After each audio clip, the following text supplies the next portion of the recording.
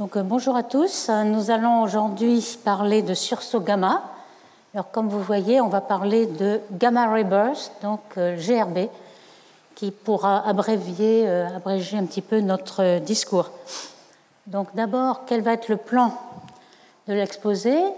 Évidemment, un peu d'histoire, parce que, comme vous le savez, ça a pris 30 ans avant qu'on réalise un petit peu qu'est-ce que c'était ces sursauts gamma. Je vais décrire les propriétés, la distribution isotrope, etc. On verra que ces sursauts arrivent en deux types, deux catégories. Donc il y a une bimodalité et il y en a, la plupart, 75%, sont longs. Alors quand on dit long et court, c'est par rapport à 2 secondes. Donc tous les courts sont de la milliseconde à 2 secondes et les longs ensuite. Et puis on verra qu'il y a une luminosité rémanente qu'on va parler afterglow en anglais, c'est ce qui vient après le sursaut, qui peut durer des heures, des minutes, même des mois et des années pour la radioastronomie. Et ces afterglows vont nous donner beaucoup de renseignements sur la source, donc les galaxies hautes de la source, ils vont donner le redshift, donc la distance, etc. Et on finira par les applications. Est-ce qu'on peut sonder le milieu intergalactique, faire de la cosmologie avec ces gamma ray bursts? Alors déjà, comment ils ont été découverts? Eh bien, ils ont été découverts par hasard, comme beaucoup de découvertes astronomiques qui doivent beaucoup à la sérendipité, comme on dit en anglais. Donc, c'était les satellites Vela qui ont lancés par les États-Unis, à l'époque où il fallait vérifier que les Russes vérifiaient bien le traité de non-développement d'essais nucléaires, donc en 1963. Alors, vous voyez un satellite Vega ici et un détecteur d'un quart de scintillation. Alors, ceux qu'ils ont vus, ce ne sont pas justement les essais et les rayons gamma. Il y avait des détecteurs gamma X, des détecteurs de neutrons et des rayons cosmiques.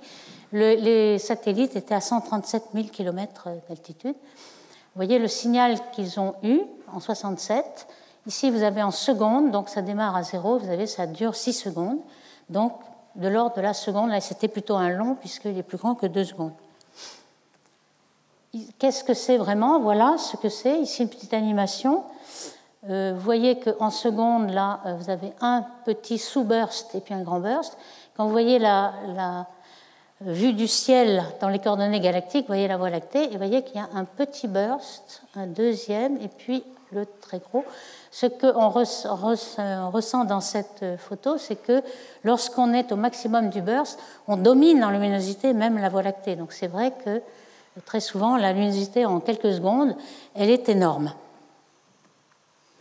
Alors, ces satellites de Vela qui ont détecté ces sursauts gamma ou gamma ray burst, on voyait que, quel que soit le satellite, alors il y en avait plusieurs, je passe pour la photo ici, qui vous montrent que, par exemple, il y a 4 satellites, et si l'émission venait de l'atmosphère de la Terre ou du Soleil, on aurait vu des points de vue complètement différents de ces satellites, ce qu'on n'a pas vu, c'est-à-dire que tous les satellites voyaient la même chose, ce qui veut dire qu'ils étaient très très loin. On pouvait même dire qu'ils étaient de distance au moins 1 million, 1 mégaparsec. Vous savez que la distance d'Andromède, c'est environ 0,8 mégaparsec, donc au moins Andromède, on va voir que les GRB peuvent aller jusqu'au début de l'univers, près du Big Bang.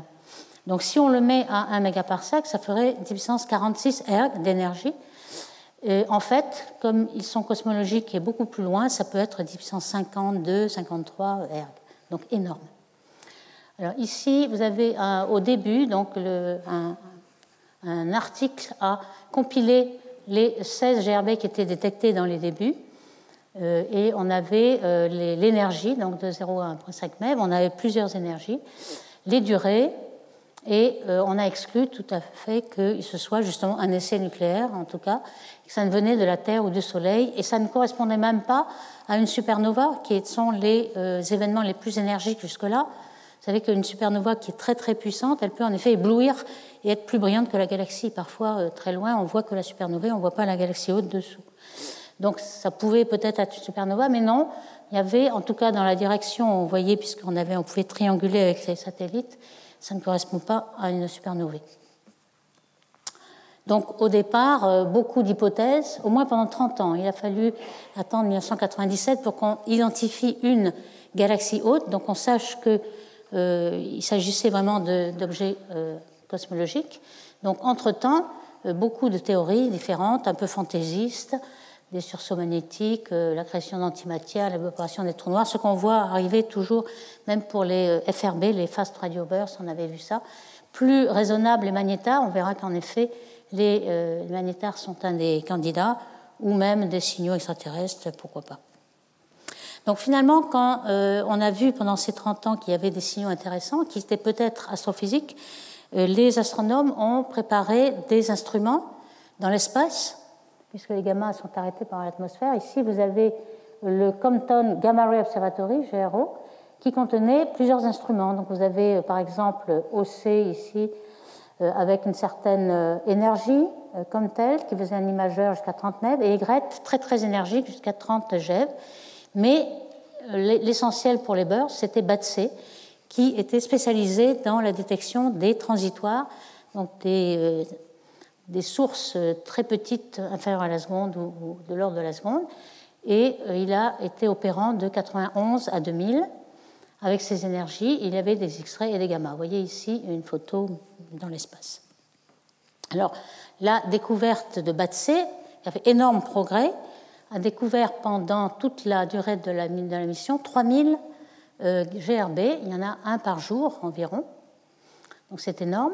Et vous voyez que lorsqu'on le met dans un repère de tout le ciel, la Voie lactée est ici, ça ne vient pas de la Voie lactée, puisque vous avez quelque chose complètement isotrope. Alors, tant qu'on ne connaît pas la distance, ça pourrait éventuellement être le halo de la Voie lactée, le halo de la galaxie, encore qu'on verrait peut-être quand même des choses, des amas globulaires, etc., mais soit le halo de la galaxie, ou soit quelque chose de cosmologique complètement isotrope. Donc BATC était ce scintillateur, comme vous voyez. Comment détecter ces gamma-rays? Dans un scintillateur, un cristal scintillateur, il y avait du rayonnement visible que l'on peut détecter par un photomultiplicateur. L'instrument Y produisait des paires. Vous avez une chambre à étincelles qui sont tellement énergiques qu'on peut créer des paires qui sont ensuite détectées. Les divers satellites qui ont permis de faire tous ces progrès sont donc BATC, comme on vient de le décrire, mais BATC a fait un grand bond en avant en montrant que c'était homogène, isotrope, etc., avec les 3000, que ça était très fréquent, mais on n'avait pas d'origine, on ne pouvait pas tracer, on n'a pas détecté les afterglows avec BATC. Par contre, Bepo-Sachs, un peu après, a détecté les X-MOO, et en même temps, dans le même instrument, donc a permis de voir justement qu'une fois que le burst était passé, on avait au même endroit une rémanence, donc un afterglow, une lueur qui suivait, un peu moins forte, mais qui suivait, et qui permettait de regarder en optique, en visible, et de détecter la galaxie. Donc c'était un des jalons de cette découverte, Van Paradis, en 1997, qui, 21 heures après, a regardé l'émission et a vu une galaxie haute, d'où le redshift important. Donc ce n'est pas du tout dans le halo de la Voie lactée, mais ce sont dans les galaxies. Je mentionne aussi ET2, qui a observé par exemple un GRB long qui était coïncident avec une supernovae. Donc ça c'est important. Première fois qu'on l'avait vu, enfin c'est en 1998 la première fois. En 2003 il est intéressant. Et celui-ci était lancé par la NASA, mais la France et le Japon participaient. Enfin il y a Swift qui, on a bien vu qu'il y avait des afterglows et on a réagi, notamment Gerels qui était le PI de cet instrument. Ce qu'il fallait, c'est pour être réactif dès qu'il y avait une alerte gamma, il fallait rapidement avoir toutes les autres longueurs d'onde. Donc cet instrument avait les rayons X, l'optique, l'UV, de manière à pouvoir suivre les afterglows. Et c'est là qu'on a eu un grand progrès, puisque énormément d'objets ont été identifiés, ont eu leur redshift, et on a pu montrer que c'était complètement cosmologique. Et peu après, Fermi, qui est un télescope gamma, a eu aussi un moniteur de GRB pour voir comment ils évoluaient. Donc voici le premier dont la rémanence a été trouvée. Ici, c'est celui de Van Paradis, en 1997. Donc vous savez que les GRB, comme les FRB qu'on a vus là dernièrement, on dénomme ces numéros par l'année, 1997, le mois, donc février, et 28 février, donc comme il y en a un par jour, s'il y en a deux, on mettra A et B, mais lorsqu'il y en a un par jour, c'est pratique. Donc ici, vous avez donc le 28 février la découverte du sursaut, et puis quelques jours après, vous voyez que la source est toujours, il y a bien un afterglow, et cet afterglow est ici, On a la galaxie, elle est à 0,7 environ de redshift. Vous savez que 0,7, c'est à peu près la moitié de l'âge de l'univers, donc on est déjà à 7 milliards d'années de nous. Donc voilà un énorme progrès, on sait d'où ça vient. De même, d'autres qui ont suivi rapidement, Metzger et al., celui-ci aussi en 97, vous voyez qu'il y a un burst qui, un jour après, descend. Ici, vous avez la courbe en log du temps. Elle descend un peu après le sursaut, ici, ça remonte. Et puis, vous avez cet afterglow qui a une pente en log. Log, ça nous fait une loi de puissance, de l'ordre d'une pente de -1 en général, -1, etc. Et puis, on a vu la remontée ici, à 2 jours plus tard. Vous avez une remontée, sans doute, en rouge. Ici, c'est la bande rouge, donc en optique.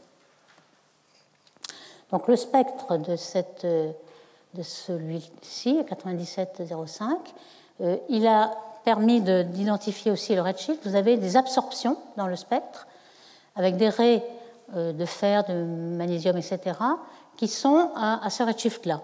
On ne voit pas de galaxie haute encore, mais on sait que s'il y a une absorption, soit on est dans la galaxie, soit la galaxie est à redshift plus loin. Donc on avait en tout cas une limite de redshift, donc une source vraiment cosmologique avec ce sursaut-là. Alors, la première identification avec la supernovae, c'est celle-ci, dans 1998. Alors, pour les supernovae, la dénomination n'est pas la même.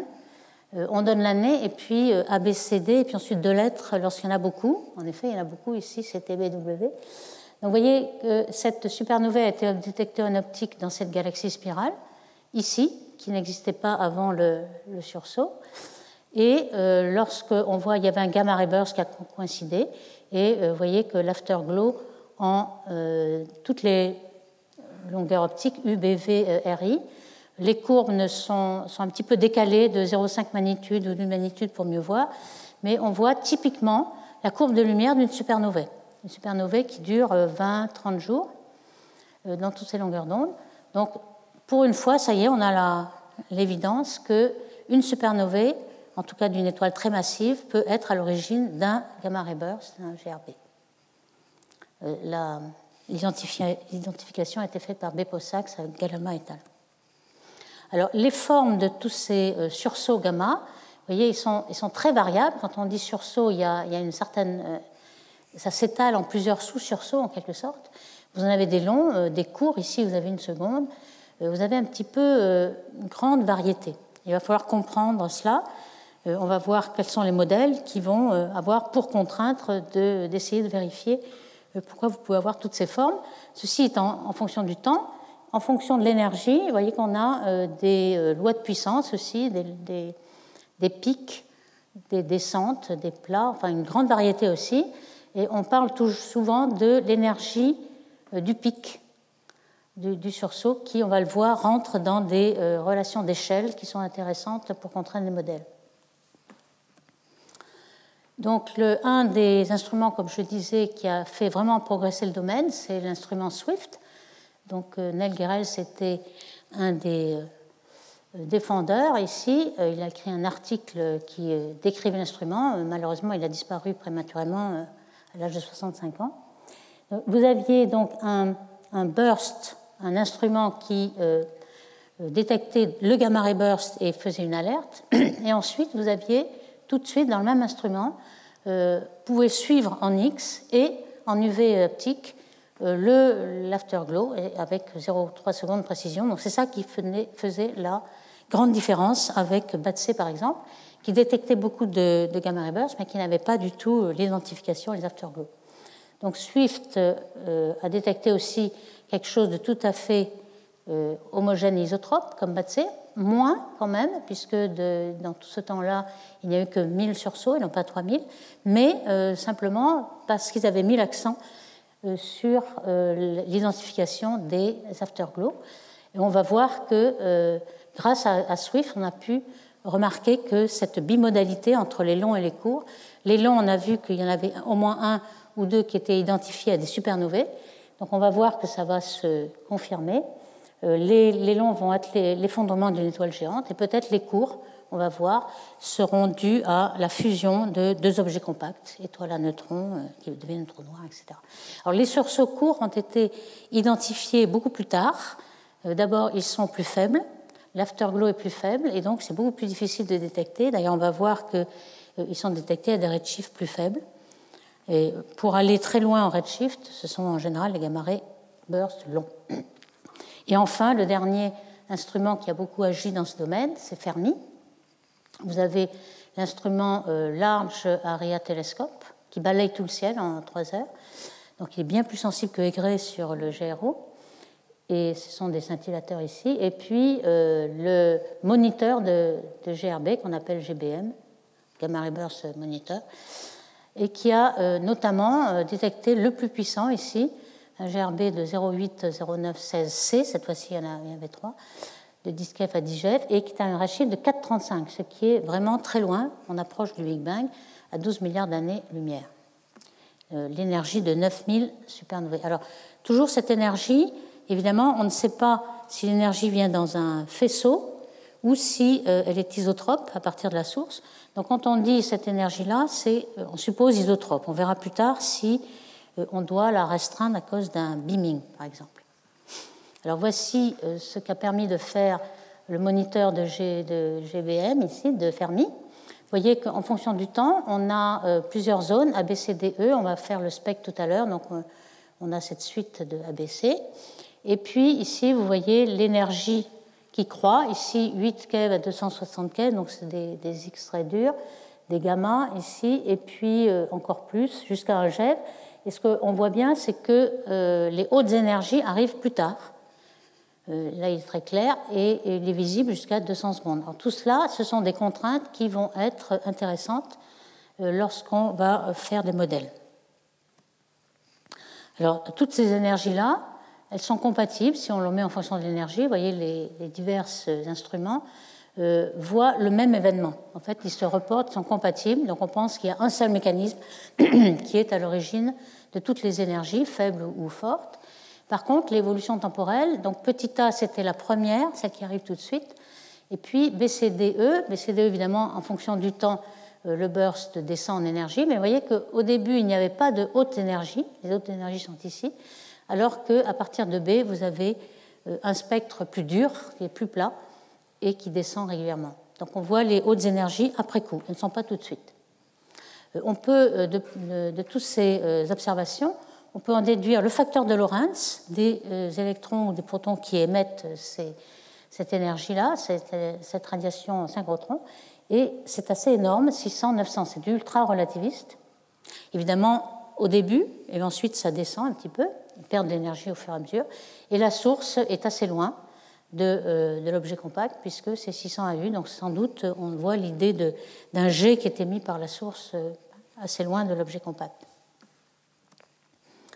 Donc, on obtient avec et puis aussi Fermi, on a évidemment cette distribution homogène, ça on récupère, et on a cet effet de source compacte qu'avait déjà prévu Metzaros et Riss en théorie, et qui peu à peu s'affirme. Donc, on a un objet compact, alors soit il vient de la supernova, de l'explosion d'une supernova, d'une étoile massive en supernova, on a un trou noir à la fin, et puis, ou bien alors d'une fusion de deux objets compacts, mais en tout cas, on a un jet qui est émis, qui a certainement des chocs très près de l'étoile pour faire un gamma-ray burst de variable seconde, de l'ordre de la seconde, et puis ensuite, ce jet rencontre le milieu extérieur, qui peut être simplement les éjectats de la supernovae ou des éjectats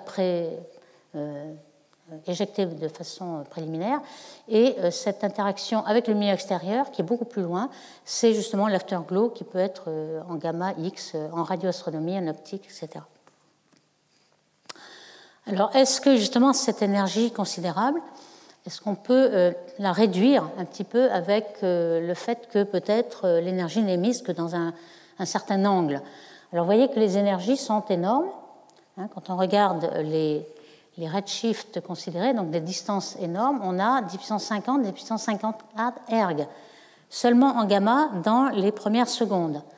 Si on compare avec l'énergie que met le Soleil, la luminosité du Soleil, c'est 4 10 puissance 33 erg par seconde. Si vous multipliez par 10 milliards d'années, qui est la durée de vie du Soleil, vous vous avez seulement 10 puissance 51. Donc vous voyez que ces gamma-rays, en quelques secondes, émettent plus que le Soleil en 10 milliards d'années, ce qui est assez époustouflant. La supernovae, qui elle est déjà une énorme énergie, sur un mois ne fait que 10 puissance 51. Donc on voit que les GRB sont sans doute assez proches des supernovae. Donc comment réduire cette énorme énergie? Eh bien évidemment, on pense à ce beaming, à cet effet de beam ici.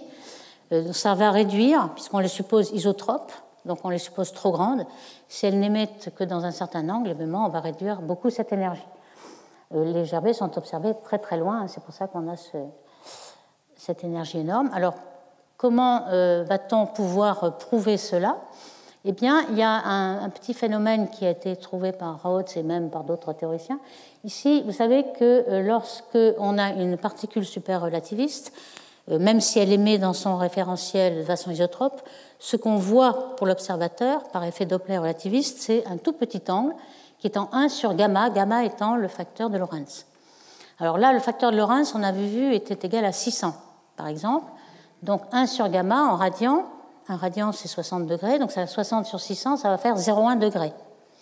Donc on a 0,1 degré pour les particules individuelles qui sont à un rapport gamma, un facteur de Lorentz de 600. Si on a un angle θ, ce gamma-1 est beaucoup plus petit que θ, qui va être de l'ordre de 10-20, on va voir, degrés. Par contre, lorsque le G va ralentir, le gamma va descendre, et finalement, le 1 sur gamma va être plus grand que le G. Donc là, on s'aperçoit qu'on a une interaction avec, par exemple, des éjectats qui étaient là précédemment, avec un certain G ici. On va voir qu'on a un régime différent. Et en effet, on voit une cassure dans l'émission du G en fonction du temps. Et on va se servir de cette cassure justement pour en déduire l'angle de cône du G. Par exemple, ici, ces supernovae-là ont été vues comme ceci. Donc on va en déduire, on va le voir, un angle qui est à peu près 10 degrés, 10-20 degrés, ce qui va nous permettre de réduire l'énergie d'un facteur 100. Donc vous voyez que 1053, 51, on va être vraiment proche des énergies de supernovae. Donc on aura résolu notre problème qui est qu'on peut se contenter d'avoir les supernovae les plus massives pour expliquer les GRB. Alors il y a beaucoup plus de supernovae que de GRB, donc ça marche. Alors ici, vous voyez le petit principe dû à Rhodes en 1999, ici. Vous avez votre source. L'étendue en jaune, c'est le 1 sur gamma d'une particule avec un facteur de Lorentz gamma, et le G est plus grand au début, et puis ensuite, le 1 sur gamma devient plus grand que la taille physique du G, et donc on voit dans le flux de la source une cassure qui est nette à un certain temps, qu'on va appeler temps G par exemple, et à partir de là, on conçoit bien qu'on va pouvoir calculer quelle est la taille du G. Donc c'est de l'ordre de 10 à 15 degrés. En fait, on peut regarder ici, d'après Frey et al. Si on suppose donc que l'énergie est émise de façon isotrope, on a des énergies assez invraisemblables, à 1853 et 1854 R. Et si on suppose qu'elle est émise que dans un certain petit angle, évidemment que la plupart du temps on ne le voit pas, mais on n'en voit que quelques-unes, à ce moment-là, on revient à des énergies raisonnables, et puissance 51, c'est-à-dire égale à celle des plus grandes supernovae que l'on connaît.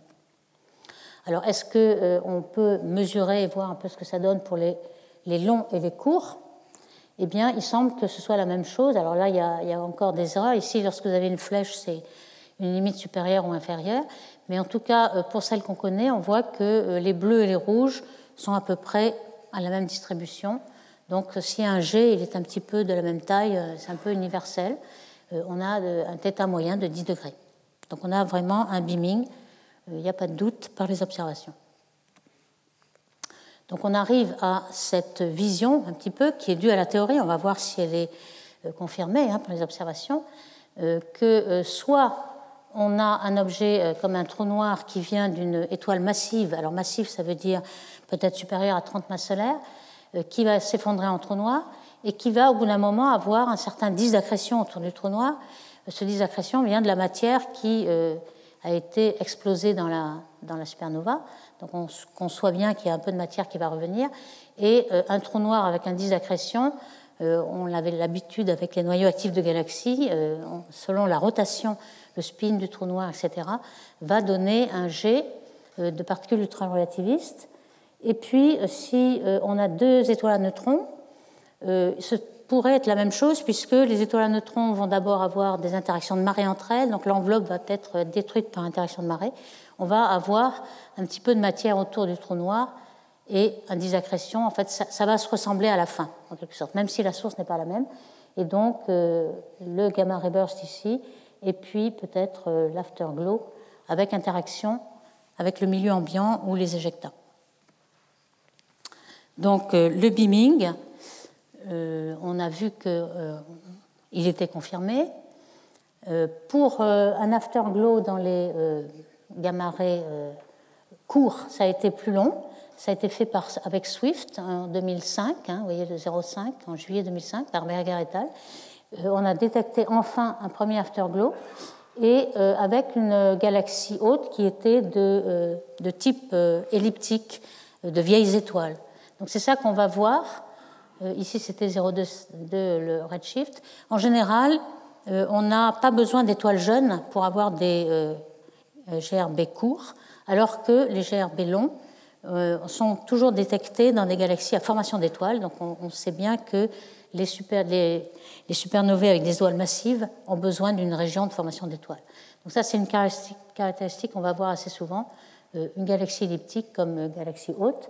Donc, comme on le voit dans ce schéma, fusion de deux étoiles à neutrons qui sont très très vieilles. On n'a pas besoin d'avoir une formation d'étoiles il y a 10 millions d'années comme il y a pour les gamma-rays longs. Donc, le premier GRB court donc, a été simulé observé et modélisé par Berger et al. Vous voyez un petit peu en fonction de l'énergie, en radio, en infrarouge, optique et rayons X. C'est vraiment un modèle synchrotron qui marche pas mal avec les observations. On voit la galaxie haute avec des raies des étoiles, des raies d'absorption des étoiles, donc une vieille galaxie elliptique. Et alors il faut bien dire aussi que l'énergie totale des gamma-rays courts sont bien inférieures à celle des longs, donc on peut voir les longs beaucoup plus loin que les courts. Donc en résumé, on a cette bimodalité de temps court et long, et on voit bien que la séparation se fait naturellement. On voit cet histogramme où il y a réellement une séparation à 2 secondes. Alors évidemment, il va peut-être y avoir quelques-uns qui sont un petit peu ambigus, mais il y a bien une séparation. Et cette séparation se fait aussi par la dureté du rayonnement. Quand on appelle dureté, c'est le rapport entre l'émission qu'il y a dans les gamma durs, ou les X durs, et puis les rayonnements mous, à plus faible énergie. Et en effet, vous voyez que l'enveloppe ici des durées courtes, elle est plus dure, donc il s'agit de spectres plus durs pour les courts que pour les longs. Et on voit aussi là-dessus qu'il y a beaucoup plus de longs que de durs. On avait dit 75%, 25%. On le voit très bien ici. Donc, pour les longs, on pense qu'il y a une explosion de supernovae. Alors, de quelle masse? Ici, on a des supernovae un petit peu ordinaires, entre 8 et 30 masses solaires de l'étoile ordinaire. On appelle supernovae. On tendrait à appeler ces supernovae d'étoiles encore plus massives des hypernovas. Bon, c'est un nom qu'on retrouve dans la littérature, encore plus puissant. Et en général, il s'agit d'étoiles très massives où les enveloppes ont été évaporées par vent stellaire. Ils sont tellement puissants, avec beaucoup de pression de radiation. On les appelle de différents types. Alors, par exemple, on a l'habitude des supernovae 2 qui sont plutôt de ce genre, comme le CRAB, qui est très connu, qui a été observé dans l'an 1000 par les Chinois. Donc, c'est quelque chose qui est assez proche et assez bien étudié. Alors, ces SN2, elles ont leur enveloppe d'hydrogène en vert, en plus de l'enveloppe d'hélium. Ce que vous voyez en orange, c'est des éléments plus lourds, carbone, oxygène, azote, et puis au centre, vous avez un nœud de fer. Alors, tout cela, pourquoi? Parce que lorsqu'on regarde le spectre de ces supernovae, on voit les raies d'hydrogène dans SN2. On ne les voit plus ici, mais on les voit les raies d'hélium. Et ici, on ne voit ni raies d'hydrogène ni d'hélium. Donc, on les a classées en fonction du spectre qu'on voyait. Et évidemment, celles-ci, ce sont les plus massives, puisqu'elles ont eu le temps, par exemple, les Wolf-Rayet sont des étoiles très très massives qui, disons, éjectent leur enveloppe pendant une phase de 100 000 à 800 000 ans avant l'éjection en supernovae, avant l'expression de supernovae. Donc on a plutôt de ces types-là, 1B, 1C. Alors les 1A, c'est autre chose, hein, ce n'est pas l'explosion d'une étoile en fin de vie, c'est plutôt une naine blanche en couple avec une étoile ordinaire qui ensuite explose. Donc ça peut être d'une population vieille d'étoiles. Là, tout cela, c'est une population jeune qui collapse. Alors on a des relations, des lois d'échelle qui ont été vues, par exemple par Amati, qui nous permettent aussi de contraindre peut-être les modèles et puis de regarder un petit peu les diverses sources et catégories de mécanismes. Ici, vous avez l'énergie comme si on supposait que c'était isotrope, hein, énergie iso, et puis ici l'énergie du pic que l'on a recalculé dans le référentiel au repos du GRB en fonction du redshift. Et vous voyez que, alors ici on a des verts et des noirs qui sont des GRB longs. Ils se distribuent bien sur une loi de puissance avec une pente de 0,5 environ. Alors vert et noir c'est un peu pareil, hein, c'est après au Fermi. Par contre les cours en rouge sont un peu décalés. Zhang a eu l'idée de les mettre sur la même courbe si, au lieu de l'énergie ISO, on prend la luminosité. La luminosité, c'est l'énergie par unité de temps. Comme l'unité de temps, ils sont beaucoup plus courts, par définition des cours, ça les fait remettre sur la courbe. Et vous voyez que les rouges, à ce niveau-là, sont sur la même... Donc on a l'impression de voir une certaine universalité, avec une pente de 0,4, entre les longs et les courts. Ça va nous servir sans doute par la suite. Donc, si on résume un petit peu tout ce qu'on a vu, on a vu qu'il y avait deux sources, deux catégories de GRB, des courts et des longs, dont 2 secondes étant la séparation. Très souvent, on donne la durée entre tout ce qui est mis entre 5% et 95% de l'énergie. On appelle ça T90. Et c'est une façon de compter, mais ça nous donne un petit peu l'ordre de grandeur. On a vu que si on supposait isotrope, on avait beaucoup trop d'énergie, 100 fois l'énergie de supernovae, mais avec beaming, on arrivait à égaliser un petit peu ces énergies, et que l'émission afterglow peut durer des heures. Alors ça dépend de l'énergie.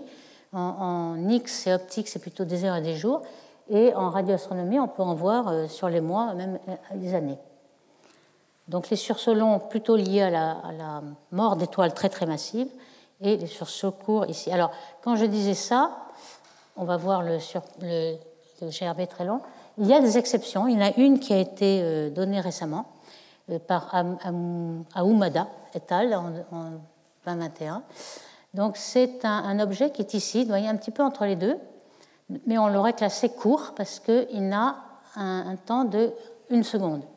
Le temps 90, hein, c'est ce que je disais, entre le temps d'avoir émis entre 5 et 95% de l'énergie, donc 90% de l'énergie. Et ce GRB court a été identifié avec une supernovae. Donc c'est une exception, mais un petit peu ambigu parce qu'il est à cheval entre les courts et les longs. Hein, ici, vous avez l'énergie du pic, donc on sait que les pics d'énergie des courts est plus haute, et les longs. Et par contre, l'énergie du pic serait bien plus proche des longs.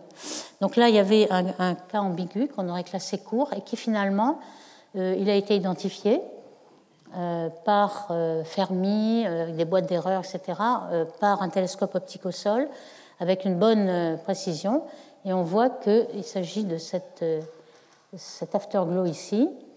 Et alors, on monte une supernovae, donc j'en dirai peut-être plus la prochaine fois.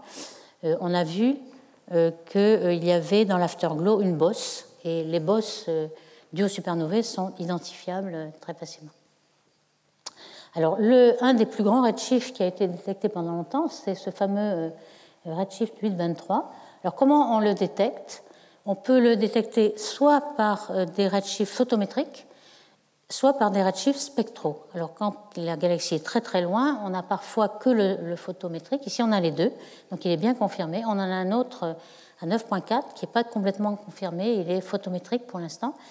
Alors ici, ce que vous voyez, le photométrique, c'est que nous sommes ici dans une région de rayonisation de l'univers. c'est-à-dire la réionisation a lieu entre Z égale 12 et 6, c'est-à-dire le premier milliard d'années après le Big Bang. Donc ici, on est à 8,23. Qu'est-ce que ça veut dire? Ça veut dire que l'espace entre les galaxies est encore neutre. Il est fait d'hydrogène atomique. Donc si une galaxie ou un GRB émet un certain rayonnement, il va être absorbé par une grande colonne densité d'hydrogène atomique. Et donc, on ne verra rien. On ne verra rien jusqu'à l'arrêt Lyman alpha coupe. Donc ici, c'est la technique qu'on appelle drop-out, c'est-à-dire que l'énergie descend lorsqu'il y a absorption par l'hydrogène. Ici, on est absorbé très très loin. Ici, c'est les longueurs d'onde JHK qui sont à 1 et à 2 microns de longueur d'onde, donc l'infrarouge proche. On ne voit pas l'objet jusque-là et on commence à le voir ici. Donc ça veut dire que toutes ces longueurs d'onde-là, l'hydrogène atomique a absorbé.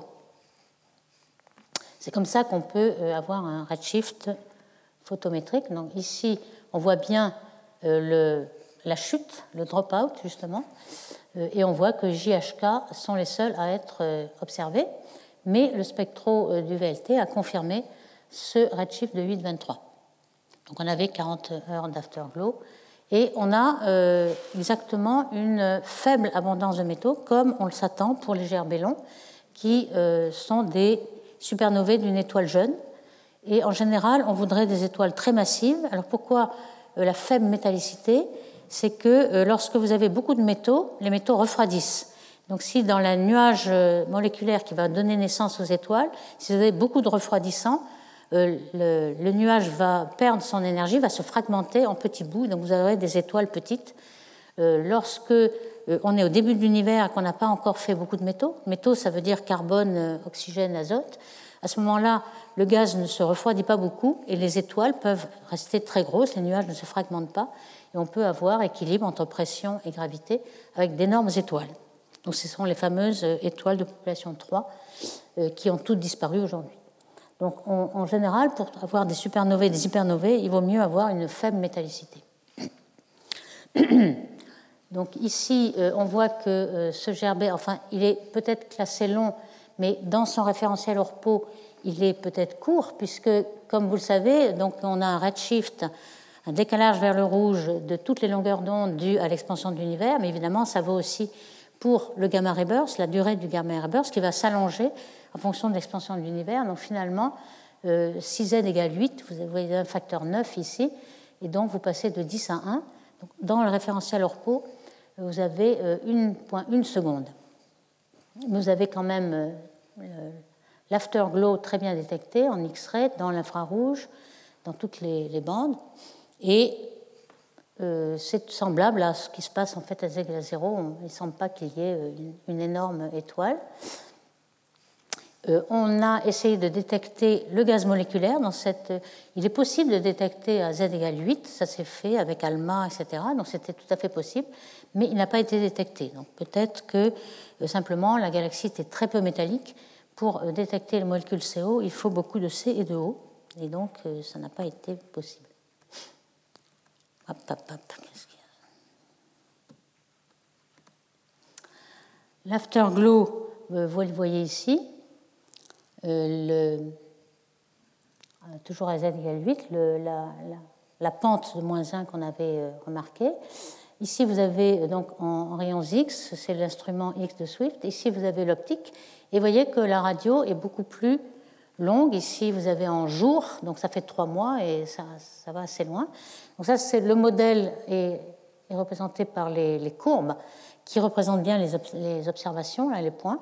C'est un modèle isotrope, à densité constante, donc très simple.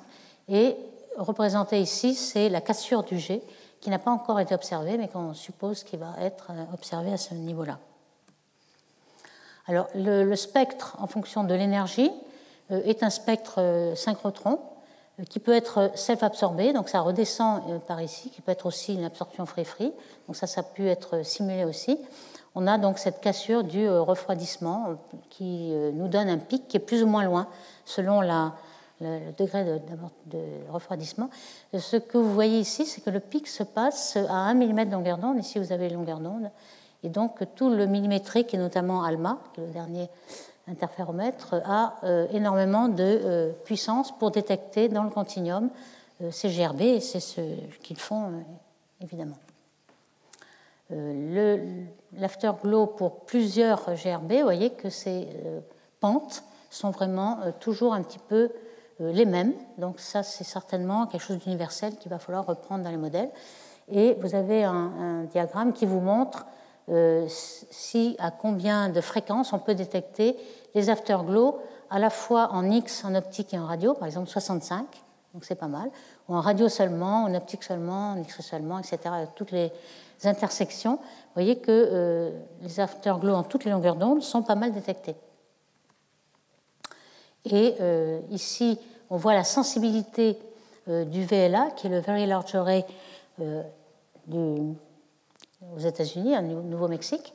On voit que le nouveau VLA a une sensibilité bien suffisante pour détecter tous ces afterglows qui sont à des redshifts 8, 6, 2, etc. Donc, vous voyez que c'est quelque chose de relativement facile, même si ça dure assez peu. On voit que les afterglows sont à peu près toujours à la même descente et on a une certaine...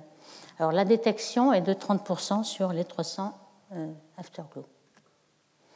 Alors là, je disais aussi qu'on peut se servir de ces sources comme des jalons pour avoir une idée pour tester le milieu intergalactique. Ce qu'on fait devant les quasars, en général on a des raies absorbantes devant les quasars. Ici c'est encore mieux puisqu'on va encore plus loin, 8, 9, ce sont les sources les plus lointaines. Les gamma-raies ne sont très peu éteintes, donc il y a moins d'absorption, donc ce serait un outil très, très intéressant. Et en effet, voici ce qui a été observé par Moller et al. Avec une intégration d'1 heure seulement, 10 heures après le sursaut, donc dans l'afterglow. Vous voyez, toutes les raies en absorption du C4, certains sont des DIMP saturés même. Donc c'est très intéressant d'avoir, lorsqu'on aura des milliers et des milliers, en fait on en a déjà pas mal, de tester le milieu intergalactique entre le GRB et nous. Alors il y a d'autres indications dans l'afterglow qui permettent de contraindre un peu les modèles. Vous voyez qu'en fonction du temps, on peut distinguer une descente relativement douce, puis rapide, et puis tout d'un coup on a un plateau. Très souvent, dans à peu près la moitié des cas, on a un certain plateau. On a l'impression qu'il y a une réénergisation de l'afterglow, puis ensuite ça redescend. Alors cette caractéristique, qui se trouve à peu près dans la moitié, a été exploitée donc, par Fan-Exu en disant que peut-être on pourrait dire, si c'est une fusion d'une étoile à un neutron qui donne des magnétars, car à ce moment-là, on a peut-être une kilonova avec une réinjection continue d'énergie. Elle peut être cette réinjection due soit à la radioactivité de cette kilonova ou alors simplement à l'énergie cinétique qu'il y a dans le magnétar. Le magnétar est, comme on l'a vu, avec un très très fort champ magnétique, supérieur à 10 puissance 14 Gauss, et qui fait émettre les électrons dans ce champ magnétique avec un taux tellement grand que l'énergie cinétique du pulsar, par exemple, l'étoile neutron en rotation, est éjectée finalement. Donc ça peut redonner l'énergie et se retrouver dans l'afterglow. Alors ça a été simulé par Dalosso et al. Par exemple, et ils ont pu montrer que ce modèle où on tire de l'énergie du spin-down du magnétar correspond un peu aux courbes que l'on voit avec un plateau ici. Donc c'est une possibilité, ça ne veut pas dire que c'est ça exactement, mais c'est une possibilité compatible avec les observations. Il y a aussi dans ces afterglows, qui sont assez riches en informations, non seulement une décroissance ici, mais parfois des sursauts secondaires. On appelle ça X-ray flare. Un flare, c'est un sursaut, quelque sorte. Et ces sursauts sont ici à faible énergie et à forte énergie. On voit que le rapport de dureté, du dur sur le mou ici, est assez fort et peut-être est dû à des chocs internes qui sont vus ensuite par un certain point de vue de l'observateur par rapport au jet. Alors voici certains qui sont représentés ici avec les observations et puis les modélisations en courbe. Donc ça peut être surtout, tous peuvent être, on ne sait pas si ça vient de l'objet central ou bien du jet ou de l'afterglow, mais en fait tous les sursauts peuvent être expliquée par l'activité de l'objet central, moins de la moitié par les chocs internes et au moins 15% seulement par l'objet central. On ne sait pas exactement quelle est la fraction qui est due à l'objet et puis au jet, mais en tout cas, l'objet central permet d'expliquer tout, même si ce n'est pas seulement la seule explication. Alors voici ces statistiques-là. On a à la fois des courts qui sont en rose, ils ne sont pas très visibles ici, très peu nombreux, et puis les longs. Et on voit qu'en fonction du temps où apparaît le pic, on a une bonne relation d'échelle. On a aussi des relations entre la largeur et l'énergie, etc. En tout cas, ce qu'on voit dans ce diagramme ici, c'est que le flair est beaucoup plus mou en émission que le GRB. Donc ça va aussi nous donner des indications sur les modèles à appliquer. Alors maintenant, je parle des galaxies hautes, dont je dis peut-être déjà un petit peu. Ici, vous avez une galaxie haute d'un GRB court, qui est représenté ici, on le voit. Et ici, un GRB long qui est, comme d'habitude, ils sont toujours exclusivement dans des galaxies spirales avec beaucoup de gaz qui forment beaucoup d'étoiles. Donc ici, c'est toujours associé à des régions de formation d'étoiles intenses. Ça tombe bien dans le modèle théorique qui nous dit qu'il faut qu'il y ait des hypernovas, c'est-à-dire des étoiles massives qui en général ont une durée de vie de 10 millions d'années ou moins. Donc il faut qu'elles soient dans une région de formation d'étoiles. Donc en effet, vous voyez que le GRB ici est bien dans ce genre de galaxie spirale, ou bien des mergers entre galaxies, ce qui veut dire encore plus qu'il y a un starburst, et donc beaucoup plus de formation d'étoiles. Par contre, pour les courts, eh bien, ça ne peut être que des populations vieilles. Bon, ça peut être aussi des galaxies spirales, mais des galaxies elliptiques. Toute galaxie où il existe des populations vieilles font affaire avec ces GRB courts qui viennent d'étoiles à neutrons qui sont des vestiges d'une ancienne formation d'étoiles et qu'on n'a pas besoin de formation d'étoiles récentes. Alors, au point de vue de la métallicité, c'est assez bien confirmé aussi. Vous voyez que ici on a la luminosité de la galaxie, donc la magnitude est plus forte, donc la luminosité est plus forte ici. Vous avez une relation bien connue entre la métallicité qui est ici 12 plus O sur H en log et une relation à Z égale 0 en grisé, ça ne se voit pas très très bien, mais on voit que toutes les galaxies qui sont à des redshifts semblables sont les étoiles violettes. Les courts en bleu ont une métallicité un petit peu égale. Par contre, les longs sont en dessous. Donc on voit bien que pour avoir un GRB long, des étoiles massives, il faut une métallicité faible plutôt. On le voit bien ici qu'en distribution cumulée, les violets et les bleus sont à peu près la même distribution, alors que les GRB en gris sont différents. Donc ce qu'il faut retenir, c'est que les courts sont exactement de la même métallicité que les galaxies ordinaires, normales. Par contre, les longs ont besoin d'une faible métallicité. Peut-être au bord d'une galaxie normale, mais avec une faible métallicité. Alors, lorsqu'on a un court, on a ce qu'on appelle, et ce qui a été prévu depuis longue date, des kilonovas, c'est-à-dire lorsqu'on a fusion de deux étoiles à neutrons, NS-NS, étoiles à neutrons en couple. On en a vu une qui a eu beaucoup d'effets médiatiques lorsqu'on a détecté les ondes gravitationnelles associées à cet événement en 2017. Alors les ondes gravitationnelles, c'est la même détermination. On a l'année, le mois et le jour. Donc en 2017, comme vous le savez, on a détecté la première onde gravitationnelle due à la fusion des étoiles à neutrons et on a observé une kilonova. Alors pourquoi kilonova? C'est une énergie qui fait 1000 fois l'énergie d'une nova, mais qui est bien inférieure à une supernova, donc c'est entre les deux. Et cette explosion a permis, dû certainement, même sûrement au flux rapide de neutrons qui a été émis dans la fusion, à produire des éléments lourds, on va le voir, tout à fait caractéristiques de ce processus. Donc c'est ce qu'on appelle le processus rapide, émission rapide de neutrons, qui produit des éléments lourds au-delà du lanthanide. Pourquoi on ne peut pas les faire autrement? C'est que toutes les réactions nucléaires produisent jusqu'au fer une réaction exothermique. On gagne de l'énergie jusqu'au fer et ensuite tout le reste, il nous faut fournir de l'énergie. Et cette énergie est fournie par le flux de neutrons rapides qui permet d'aller au-delà du fer pour faire des aimants beaucoup plus lourds grâce à toute l'énergie qui a été émise. Donc par les fusions d'étoiles à neutrons, on peut former tous ces éléments comme par exemple l'or, le platine, donc tous ces éléments qu'on trouve sur Terre et qui sont en effet dus à ces fusions.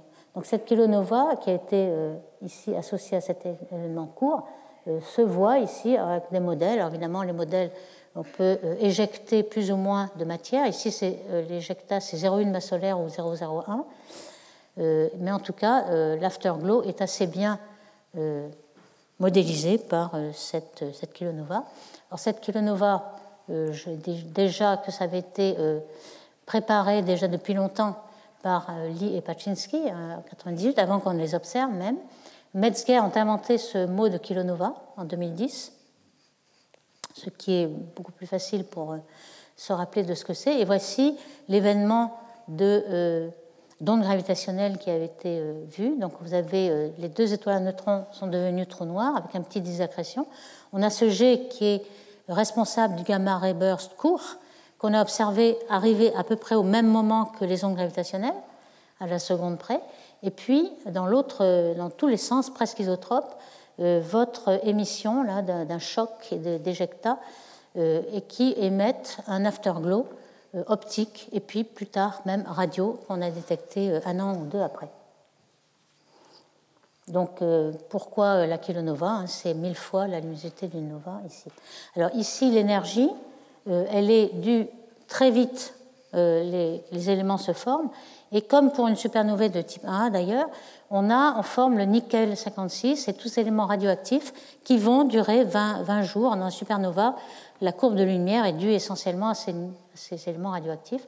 Donc on a quelque chose qui va ressembler à cette courbe de lumière et due à cette radioactivité des éléments. Alors voici Metzger et al. Qui ont, en 2010, donc bien avant même la kilonova observée en 2017, essayé de regarder l'afterglow d'une kilonova. Alors, vous voyez un petit peu l'effet de la kilonova ici, avec le nickel et le cobalt radioactif, quelques modèles, les variations de modèles, et en tout cas, au point de vue formation des éléments, par le processus rapide de bombardement de neutrons, le modèle est la courbe, et ce qu'on a en point, c'est l'abondance de tous ces éléments dans le système solaire. Donc on voit par exemple le pic du xénon, le lantane, et ici on a le platine et l'or, avec des tas d'éléments qui ont des noms un peu bizarres, puisqu'ils sont découverts un peu plus tard, donc vous ne le reconnaîtriez pas, mais c'est quand même assez frappant le bon accord entre la théorie et ce qui est observé. Alors cette théorie a pu être vérifiée avec les courbes de la kilonova de 2017. Vous voyez ici le premier 1,5 jours après la fusion qui a été, l'instant zéro a été donné par le GRB court et par les ondes gravitationnelles, et puis peu à peu, 2 5 jours, 3 5 jours, 8 5 jours, etc. Donc tout cela a été une très très bonne confirmation du modèle de kilonova. Alors, autre caractérisation des galaxies hautes, vous voyez aussi au point de vue énergie, en fonction du redshift, déjà que les short GRB qui sont en bleu ici ont relativement peu d'énergie et sont détectés à faible redshift, alors que les supernovae et les GRB longs ont à peu près les mêmes énergies là-haut, en rouge. Donc ça colle bien. Ici, on le revoit à nouveau, la distribution redshift des courts qui vont jusqu'à, en gros, c'est 1, 2 et puis quelques-uns ici, et les longs qui vont jusqu'à 9 et plus. Donc, vous voyez pourquoi on peut faire de la cosmologie avec les longs. Ici, le camembert vous donne la distribution de ce qu'on a trouvé pour les GRB courts. Donc, un petit peu d'étoiles, de galaxies de type spirale, mais aussi beaucoup d'elliptiques. Et puis, certains, on n'arrive pas à conclure parce qu'ils sont relativement loin. Et puis, la distribution en formation d'étoiles. La formation d'étoiles, vous voyez que les longs ont une formation d'étoiles beaucoup plus grande. Ici, vous avez formation d'étoiles en fonction de la luminosité. Les courts, ils sont en dessous de la séquence principale et les longs sont en dessus. Donc toujours confirmation observationnelle qu'il nous faut des formations d'étoiles pour avoir ces supernovae. Donc ça confirme que les GRB longs sont associés à ces supernovae. Et les courts, eh bien, on peut en trouver en dehors même des galaxies lorsqu'ils sont associés, voyez que les offsets peuvent être très grands. Certains peuvent être, par exemple, des amas globulaires autour des galaxies, donc on n'a pas besoin de les avoir même dans le disque des galaxies. Alors, pour l'application à la cosmologie, c'est un petit peu le même intérêt que pour les supernovae, avec les avantages que les GRB sont détectés encore plus loin et aussi sont insensibles à l'absorption, la poussière qu'il y a dans les galaxies hautes. Alors, vous savez qu'on a tracé ce diagramme de Hubble ici, c'est-à-dire que le module de distance des supernovae en fonction du redshift. On le voit en bleu pour les supernovae de type 1A, qui sont, elles, des chandelles standards. Et on voit qu'on va pouvoir faire le même test avec les GRB, et ça va, lorsqu'on en a des milliers, peut-être nous donner beaucoup plus de précision sur ces, peut-être voir un petit peu si on a un défaut par rapport à un modèle standard, lambda CDM, grâce au GRB. Donc ça, c'est un des outils qui va être complémentaire aux supernovae, donc ça, c'est très intéressant. En fait, les perspectives, on a pour l'instant avec SWIFT, par exemple, détecté des GRB jusqu'à 8-9. Il y a des instruments qui sont en préparation. Je citerai celui de TESUS, qui est un projet de l'ESA, avec un satellite où il y aura des gamma, des X et des infrarouges. Et on voit que si ces GRB existent, on va pouvoir les détecter facilement à des redshifts de 15 jusqu'à 20. Alors on ne sait pas s'ils existent. Z-20, ça commence à être les premières galaxies primordiales. On va voir qu'avec le James Webb Telescope, on va pouvoir commencer à les détecter. Mais en tout cas, s'il y a des GRB et des énormes, et certainement ce sera les longs, des énormes hypernovas, on va pouvoir les détecter jusqu'à ces redshifts-là. Donc là, la perspective est très intéressante avec TESUS. Donc finalement, en résumé, on a, vous voyez, une petite animation d'un GRB qui se met à briller ici. On a trouvé des GRB en deux catégories, selon leur durée. La séparation est en 2 secondes. Il y a des longs qui ont un spectre mou, des courts un spectre dur, mais en règle générale, l'énergie totale des courts est bien inférieure à l'énergie totale des longs. Il y a des afterglows qui permettent d'identifier la galaxie haute et d'avoir donc le redshift, la distance et la nature de l'objet. Est-ce qu'on a une supernovae? Très souvent, pas encore pour tous, mais très souvent on a la supernovae. Il est possible aussi que, à cause du beaming, on a parfois l'afterglow seulement et pas le GRB. Donc, on attend à avoir, alors c'est difficile parce qu'on n'a pas d'alerte, mais il y a au moins 2 ou 3 cas où on a détecté un afterglow mais sans le GRB, si on peut dire.